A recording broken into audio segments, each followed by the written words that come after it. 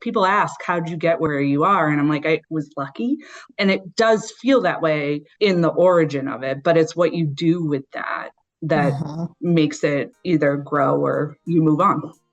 Welcome to the Game of Her Own podcast, a free resource for women who work in the sports and entertainment industry. Each week, we get real and talk about the things that hold us back and how we can overcome them and keep climbing to the top. And the top is however you define it. We talk about the highs, the lows, and everything in between. Consider this podcast your secret weapon. You will learn from the best in the business and be able to take immediate action with all the advice that you hear. I'm your host, Jahaan Blake, a leadership development coach and consultant. I've worked in sports for 20 years. 15 of those years were spent working for the Red Sox, Dodgers, and the Cubs. After 15 years of working in the front office, I took a leap of faith and I started my own business. Friends, as a Black woman in sports, I know that the industry can take a toll on your confidence and sometimes leave you feeling defeated. Join me each week so I can support you on your journey. I promise you, each week you will feel stronger and more confident than the week before. So let's get started with this week's episode. Owning who you are is extremely freeing. I will say though, not everyone is comfortable doing it. It takes practice, courage, and confidence. I can't wait for you to listen to my conversation with Abby Murphy, Director of Baseball Communications and Media Relations for the Boston Red Sox. She talks all about how she owns exactly who she is. She gets candid, vulnerable, and opens up about how she manages to be shy and also use her voice. What motivates her to believe in herself, how she manages her anxiety and mental health, what process she uses to manage her mindset when stepping out of her comfort zone.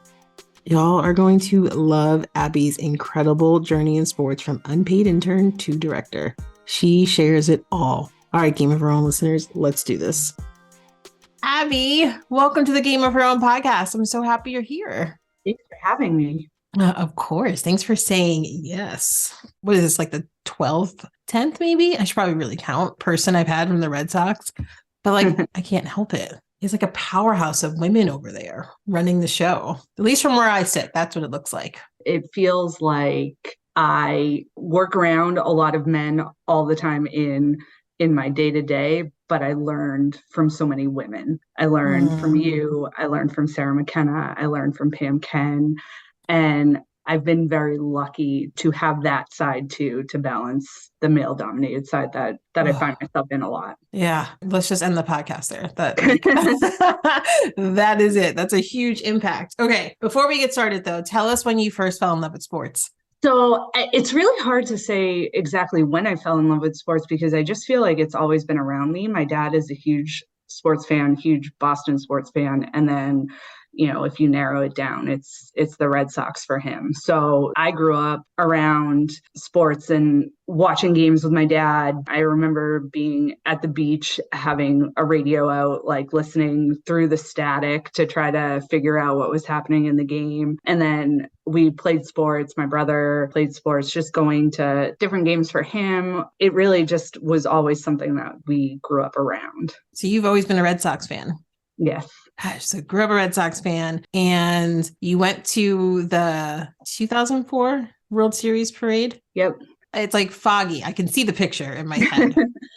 But tell everyone that story. So when I was at Northeastern for grad school, that fall, the Red Sox had won the World Series. I was living in my studio apartment in Boston. It was really the first time I had been away from home. I went to school very close to my house. So even though I lived at Merrimack, it was basically being home. So this was my first time away, and I'm not that tall. And I knew that there would be a lot of people at the parade. So my dad and my aunt and my uncle and a family friend wanted to come in, and I said, we have to go out early. So I offered to let people stay at my apartment. My aunt, uncle, and our family friend, Cheryl, they all stayed with us in the apartment. And then in your studio Boston apartment. Yeah.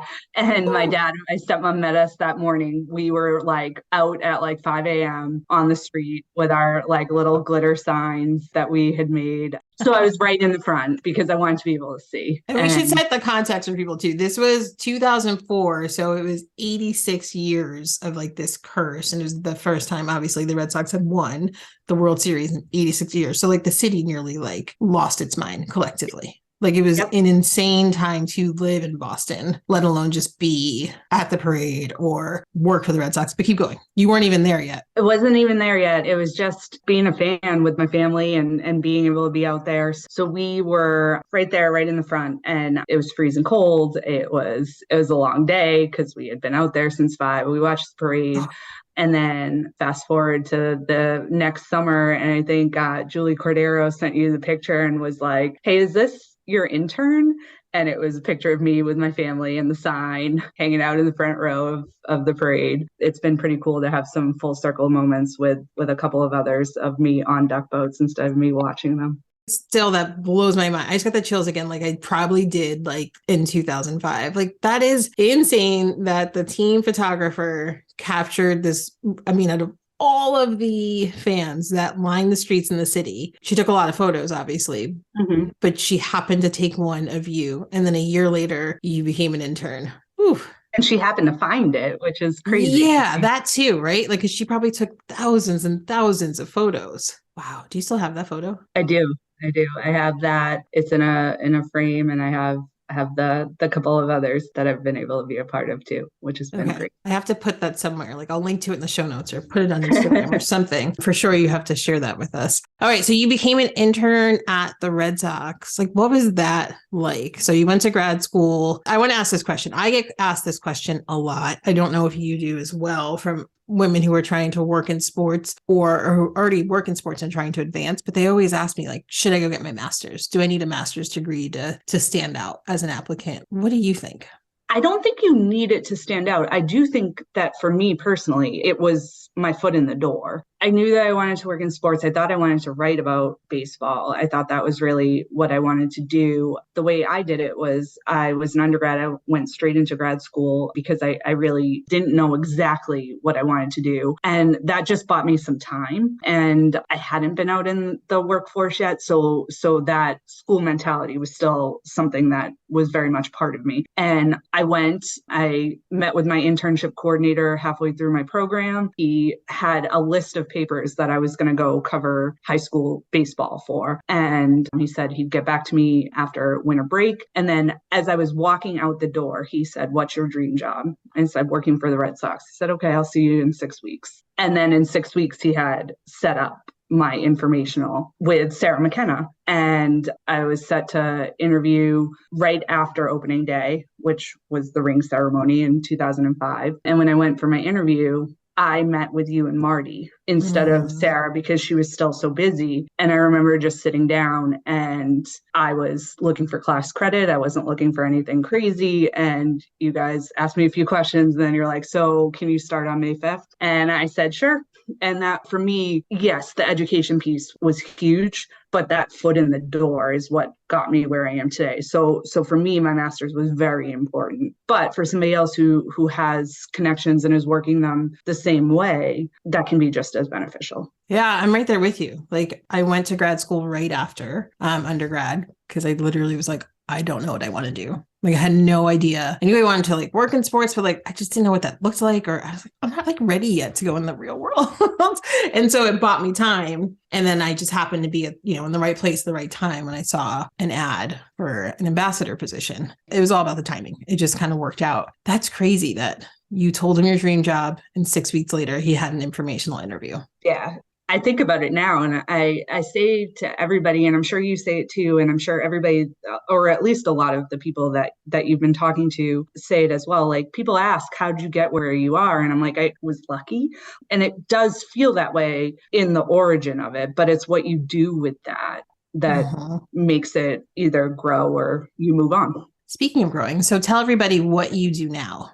So I am the director of baseball communications and media relations. I do baseball PR for the team. So we have corporate communications as well, but our department is focused more on the baseball aspect. So anything team related, from the games to the signings to anything that is specific to, that uniform personnel. And we handle the media requests for the team. We're that liaison between the media, the team, the media, the front office. And that's really what we handle for the club. Okay, so you started as an intern, and did you ever get another job, or were you always with the Red Sox? I was always with the Red Sox. I remember, my internship was supposed to be like 10 or 12 weeks. And, the way that my program was broken out, it was at Northeastern, you had your fall and your spring semester, and then you had summer 1, summer 2. And the way that my class schedule was, I had one class for summer 2 before graduating. So I was getting towards the end of what my technical internship should have been. And I was just like, hey, like my class load is light. I can,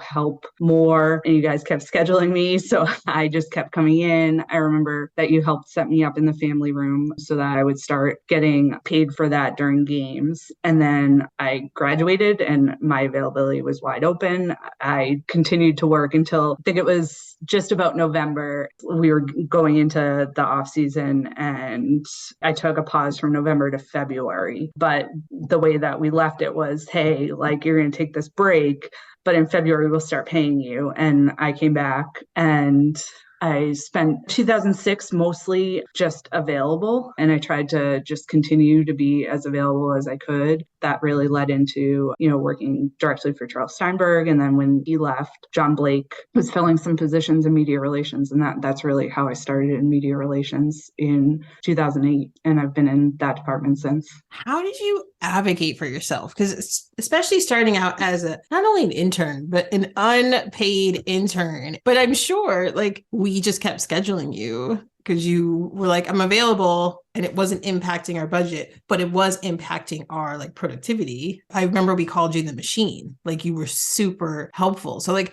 how did you, and I actually don't like remember, so this is actually fun to go down memory lane, but how did you like advocate for yourself really this entire time that you've been with the Red Sox? And like, I'm really bad at asking 20 questions at once, but like, how did you like get rid of that like stigma of being the unpaid intern and like take me seriously? And now you're a director of baseball communications and you're working with players. That's huge. It's funny because I feel like there are two sides of it. Some days I still feel like an intern, and some days I still feel like people look at me and they're like, well, she's that intern who sat at the corner of Sarah McKenna's desk and answered fan mail. And I think the thing that I've been very fortunate to have, and, I said it when we were talking about women at the Red Sox, because I do feel like I've had really great women to work for and with, but in general, across the board, I've had a lot of people who have believed in me. And when somebody believes in me, it helps me believe in myself, because part of my personality type is I never want to let anybody down. And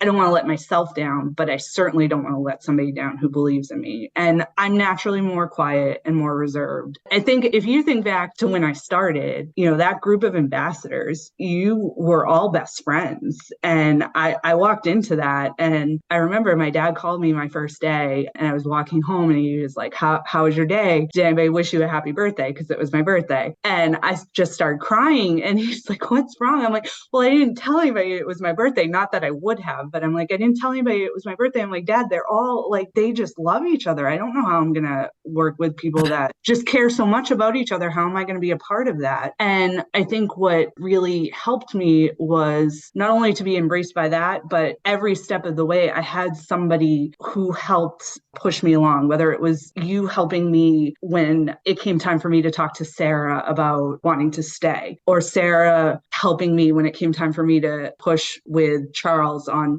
why I should be working there, or John Blake seeing something in me to take me into his department when there was, some question about how things would work out. And so I've been very fortunate to have that. And like I said, having that support helps me to advocate for myself, because I'm advocating for myself, but in some way I'm advocating for my support too. I want to make sure that people who are giving me a chance and are believing in me are doing it for a reason. I have so many questions, but I can't believe that I'm stuck on the birthday thing. So no one knew it was your birthday. No. And then you have this group of just like, we spent all of our time together. We were like, it probably wasn't like the healthiest thing. Like we were all so close. And so here you come into this tight knit group and it's your birthday and you didn't tell us because you are very, or were very like quiet. And like, you kind of like sit back and like, what do you need me to do? I'll get it done. Mm-hmm. Like that's your sort of thing. And so you're not coming in on your first day and like bringing in cupcakes for everybody. Like, Right. that is not your thing. All right. So you're advocating for yourself. Like you look at it differently. Like you advocate for yourself. It's almost like you advocate for yourself because you want to help others. You're not looking at it as, tell me if I'm getting this wrong, but you're not looking at it as like, I want to advocate for myself because like you're not solely looking at your career growth. You're looking at how you can help the organization first, or how you can help, right? Like how you can help your manager, how you can help your boss first. And then like that leads to your career growth. Is that fair to say? That's basically me in a nutshell right there. But it works. It works for me. It also, it really is how I come to everything that I do. I am more reserved. I'm naturally more quiet. I work in a field where you have to make decisions and you have to act on them. But I will take a beat to observe what's going on. And I think sometimes that can be read the wrong way by people that don't know me or don't know what I'm doing. And so to have those allies that I've had throughout my career who back my thought process, who back what I'm doing, they really do drive me to succeed in what I know I need to do anyway. So having that ability to try to put something before myself, whether it's, the organization, the department, something for the group, ultimately is for me too. It all reflects on me. And I always try to take that into consideration with everything that I'm doing, because so much of my job is behind the scenes. I am the one who is connecting the media to the team, or making a press conference happen, or helping with access for the media. Like, I'm not the one speaking in post-game interviews. So a lot of what I do is done through other people naturally, just by the course of what I'm doing. How did you, self-proclaimed quiet person, so I'm not giving you this title, but how did you get over, or how did you make sure you didn't get stepped on, pushed down, looked over as the quiet woman at a very fast-paced office? I think when I have had to, I make sure that I do use my voice. I have it. One of the things that is tough for me is what we were talking about earlier when we were talking about grad school and what drove you to go there. And I didn't know what I wanted to do outside of working in sports. And like a lot of what I do or have been doing when I've been building my career, I've just kind of been seeing what feels right and what makes sense. And a lot of people will ask you, and I say this a lot, where do you see yourself in 5 years? Or where do you see yourself in 10 years? And that's a question that I've never liked, because for me, I don't know. I never saw myself here. I never saw myself interning for the Red Sox. I never saw myself working for Charles Steinberg or working in a media relations department. I didn't know those opportunities were there. So I try not to limit myself on where I'm going, but when I see something that isn't working, or I see something that I want, I've made sure to either say, no, I don't like the direction this is going in. Let's talk more about that. Or yes, this is what I want, and I want to be considered for it. And when I need to use my voice, I do. What, do you consider yourself shy? Yes. So was that hard for you?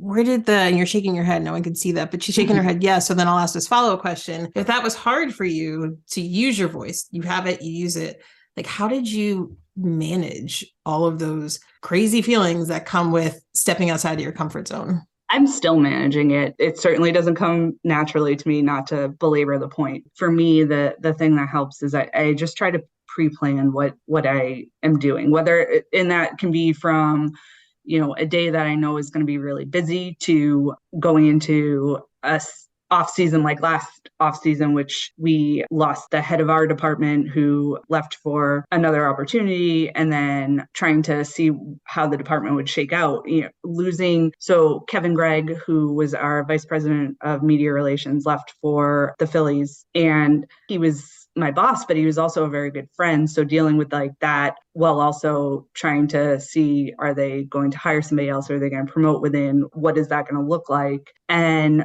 when I go through things like that and uncertainty like that, I try to plan it out. Like, okay, what do I want out of this? And how do I get it? And for a lot of my steps have been based on change within the organization, within the department.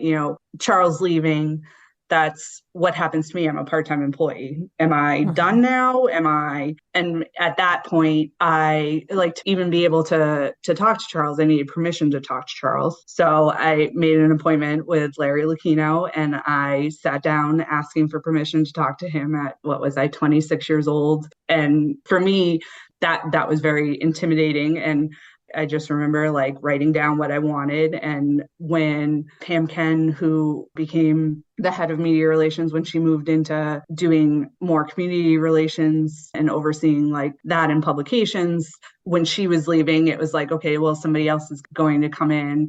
And what do I want out of that? And just trying to figure out how I was going to be the best employee for the new person, which ended up being Kevin, and also grow my own career. And then to him leaving last off season and just having a lot of meetings and talking a lot about myself for really those periods of time when I would do it. It was after a long periods of time of not talking about myself. So like that. Yeah.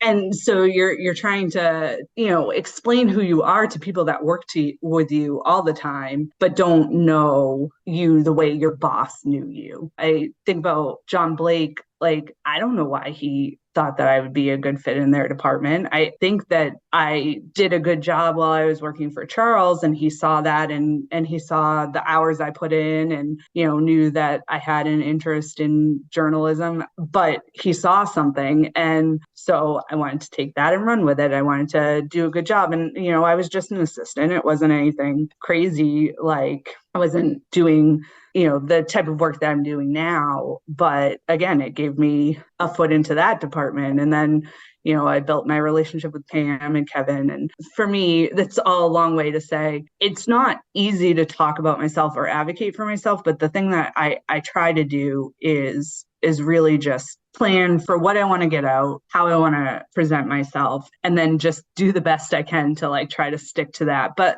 naturally, like, stuff will come up and I'll lead down a road that like I didn't even know I would get to. But I think for me, that outline and that planning beforehand really helps me. Some of the toughest conversations we have are the ones that we have with ourselves. We can convince ourselves to believe stories that we don't even know are true. What's crazy is we allow that story to take a toll on our confidence. Have you been there before? I know that I have. We get in our heads. We beat ourselves up. Here's some tough love. Nobody's got time for that. We are high achieving women who have big career goals. We don't have time to get in our own way. And I am here to support you with my new one-on-one coaching program, Step Into Your Power and Own Your Career.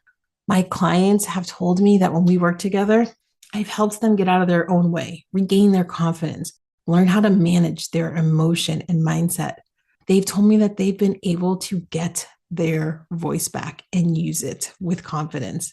The most important thing, they've told me that we've identified the obstacle that was getting in their way. If you want to learn more about this program, scroll down in the show notes, click on the link that says Step Into Your Power and Own Your Career. You can set up time to chat with me and we can figure out if this is the right program for what you need. All right, let's get back to the episode. It's planning ahead. And are you like me? Do you like actually say the words out loud and like practice them? I sure do. I say them out loud.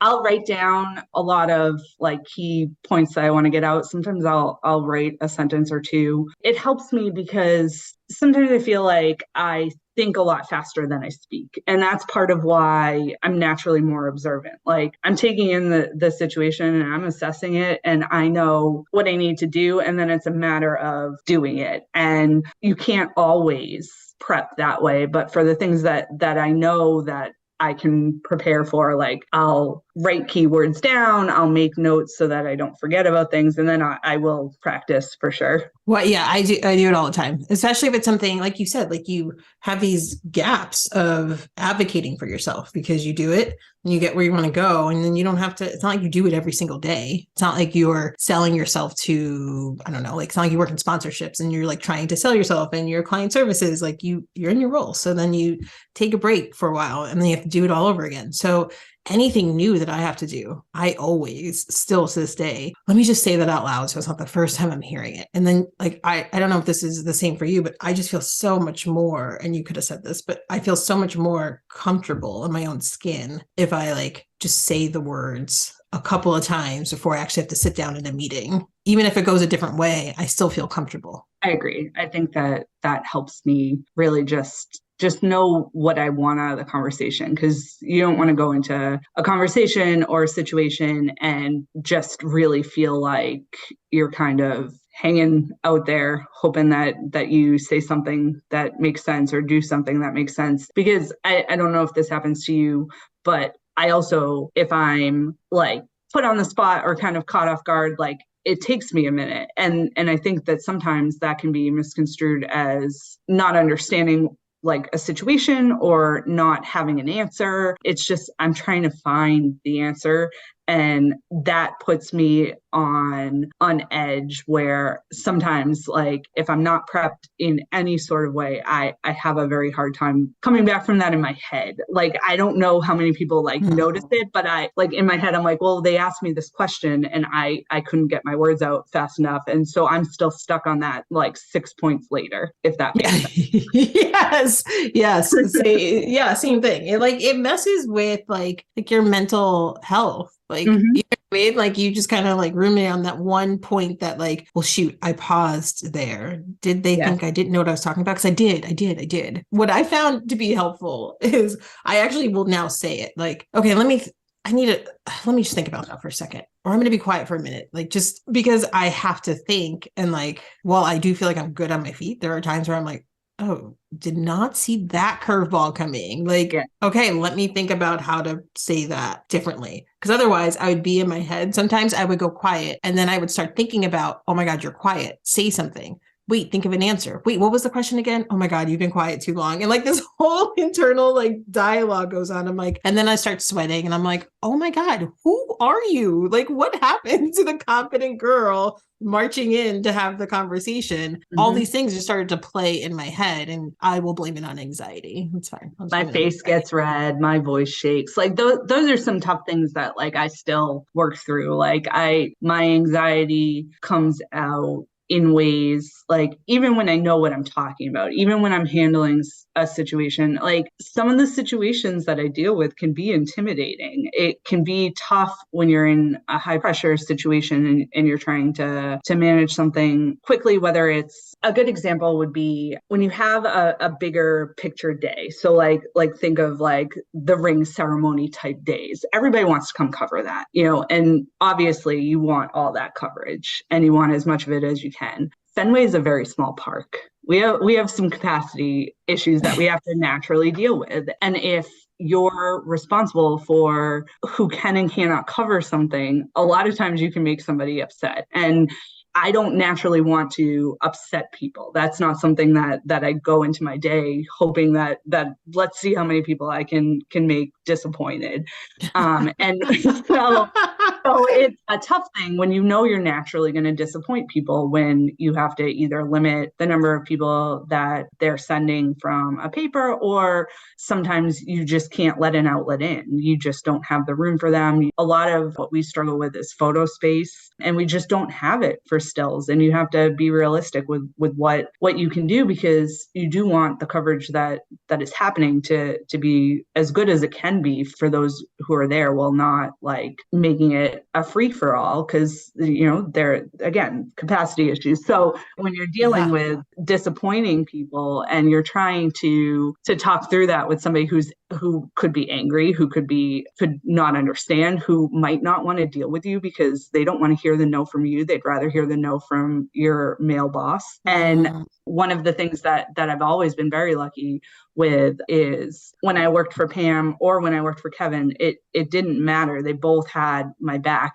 I wasn't doing the day-to-day access when I first started, but when Pam took over the department, when John left for the Rangers, and when Kevin took over for Pam, they both trusted my judgment and had my back no matter what. But like, there are a lot of times where people don't want that no from me because they're like, oh, okay, we'll go around you. And one of the things that like I always really appreciated was being looped back into those conversations. Like, hey, Abby handles those, so let's let her do that. And now that I'm not as in charge of that day to day, I try to do that as well and make sure that my employees know that I have their back as well, because that was something that was always very important to me. I love it that you have employees now. I mean, you probably had employees for a long time, but but for me, like, it's just like, oh my God.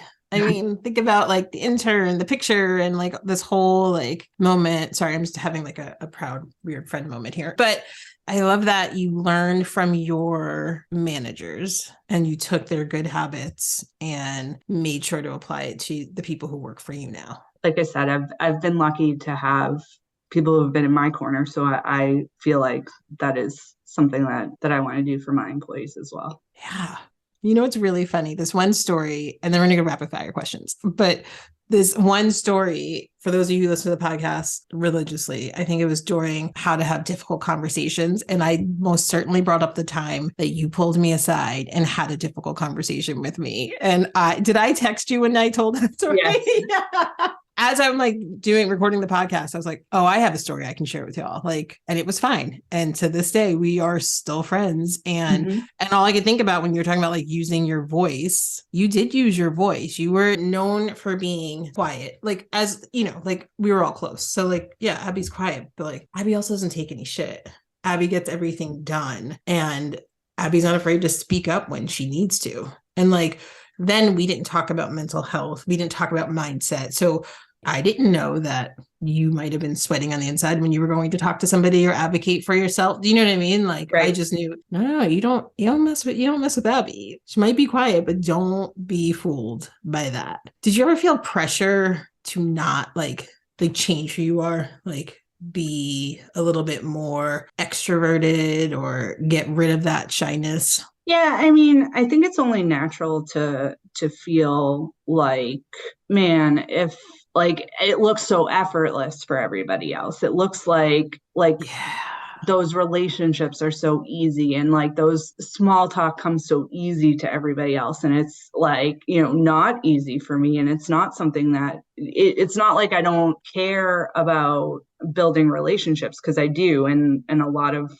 what is important in my job is building those relationships. I just come at it differently. And I've always done that, like I said, whether it's like advocating for myself in a different way, whether it's the way I approach my job, like there are things that like might give me a pit in my stomach that I don't want to do, but I don't want to not do them. Not doing them would be worse.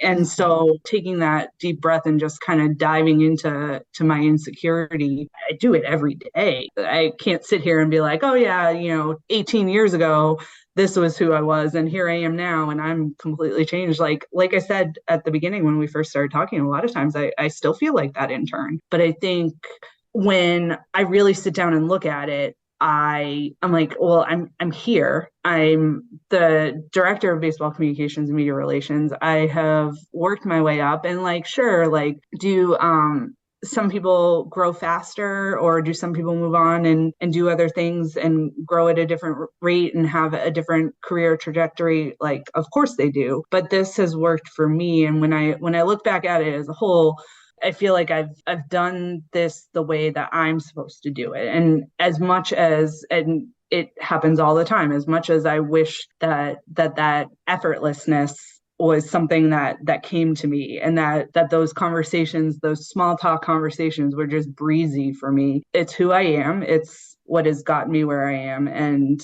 I think that I've been pretty successful. And I do think, like what you just touched upon, I'm quiet, but when push comes to shove, like I'm not going to take anything and just like let it roll off my back. And for good or bad, whether that's, a situation isn't a good situation, or I want to have a stab at like leading a department and making it so that the Red Sox weren't looking external for what they were going to do with our department, and they were looking at how can we work with what we've got internally. That tends to serve me well, even if it sometimes feels like I'm on the sideline, like watching. And I think what sticks out the most is, and not to simplify anything you just said, but when you said, sometimes I look at other people and think it comes so easy to them and it's so natural for them. And whether it's just making conversation, making small talk, advocating for themselves, all those things. But the truth is, we just don't know what's going on in someone's head. We don't know who practiced 1,000 times. We don't know who's sweating on the inside. You know what I mean? We don't know who's having that internal debate with themselves. And like 9 times out of 10, it's usually everybody except 1 or 2 extroverted, super extroverted people. And I won't name her name, but we, I'm talking about, but like, you know what I mean? Like there's always one person who you're like, God, like that really does come easy for you. But like mostly everybody is just, we're all going through the same stuff. Right. And when I feel like I'm on the sidelines, like it probably doesn't look like it to anybody else, or it doesn't look like it to the majority of people. Maybe the people that know me really well are like, like something's going on there. But at least I hope that's the case. Again, I don't think I would be where I was at if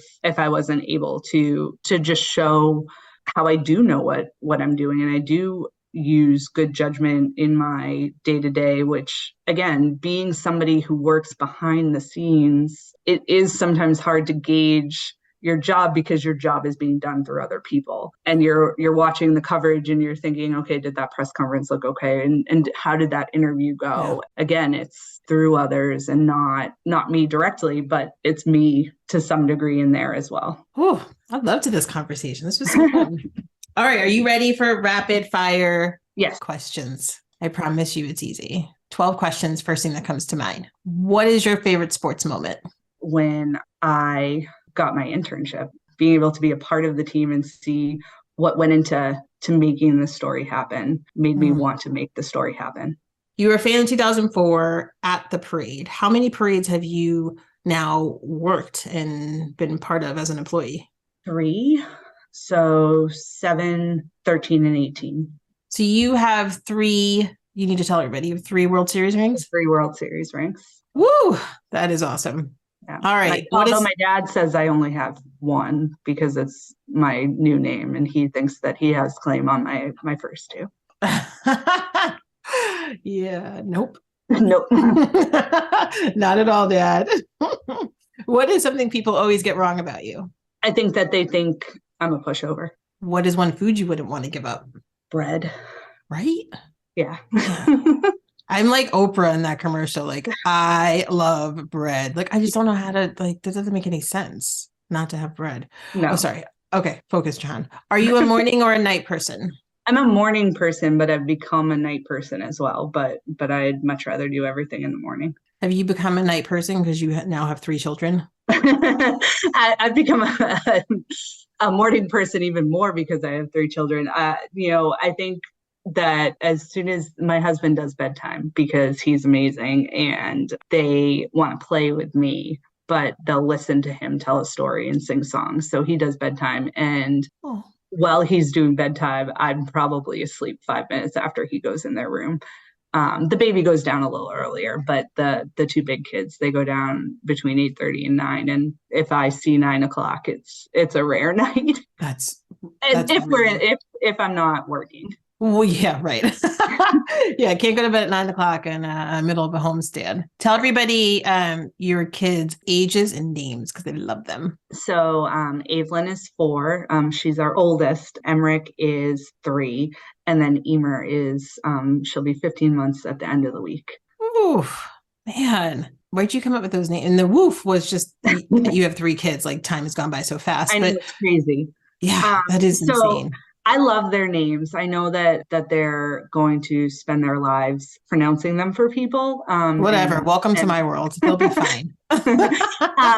And even my name's far more common now, but like I remember growing up, like everybody got their name barrettes. I didn't have them because Abigail didn't exist anywhere. There was no Abigail or even an Abby? Nope. Sometimes there would be an Abby with an EY. What? Yep. And Wow. so, obviously it's much more common now, but we, in my family, on my mother's side, her and her sisters had their dad's initials. So my brother and I have my dad's initials. And I always knew whenever I had kids, whoever I married, I wanted to have their initials. And so my husband is Eamon Murphy, and we knew that it would be EL names that we'd be looking at. And so we never found out what we were having with any of the pregnancies. And we always had a boy name and a girl name. And our original boy name, we actually never used because Eamon always trumped his name with something that I liked better. And so his first set of names, we had our girl name and our boy name. And then one day he was like, oh, what's a pretty name? Eibhlann's a pretty name. And I was like, yeah, so if it's girl, it's going to be Eibhleann. He's like, yeah, if we have a second girl. I'm like, nope. If we have a first girl, it's Eibhleann. So we went with that. When we were pregnant with our second, we had 2 sets of names, and the boy name was different. And he came up one day with Emeric, and I was like, oh, if it's a boy, it needs to be Emeric. And then Eimear, we were set on if she was a girl, but we were convinced all pregnancy that we were having a boy until the end. And then we were like, this might be a girl. And it was our little Eimear. Aw. I love that story. Thanks for sharing with us. Okay, sorry. I'm really the worst at rapid fire questions. It's never the guest. It's always me. Favorite holiday? 4th of July. Dog or cat person? Both. I'll lean towards cat. I have both. I have a dog and a cat. I'll lean towards. Oh, yeah, that's right. What product would you seriously stockpile if you found out they weren't going to sell it anymore? Hair straighteners. I haven't heard that one before. No, I need my hair to be straight. What is your favorite app? I'm on Instagram a lot. I like posting pictures, although I guess it's supposed to be videos now. Oh, I know. I can't with the social media. Who is your biggest inspiration in life? My parents. As a child, what did you want to become when you grew up? I think that like every child at some point, my first 2 were a ballerina and a marine biologist. I didn't see the second one coming. Those are my first 2, and then I veered off track. Never saw a media relations director in my future. You didn't think that when you were like 3 or 5 years old, like I want to be a media relations director. My 3-year-old wants to be a fire truck, so I haven't broken it to him that that's going to be tough. I could be a transformer. It's perfect. All right, last one. Finish this sentence. The future of women working in sports is limitless. Yes. Abby, this conversation has been so fun. Thank you so much. Thank you. If someone wanted to get in touch with you, how could they go about doing that? My email is the best way to get in touch with me. It's just amurphy@redsox.com. Easy enough. Abby, thank you so much. Thank you. So what did you think of this episode? Do you know another woman who works or is aspiring to work in sports? Would you do me a favor and share this with them?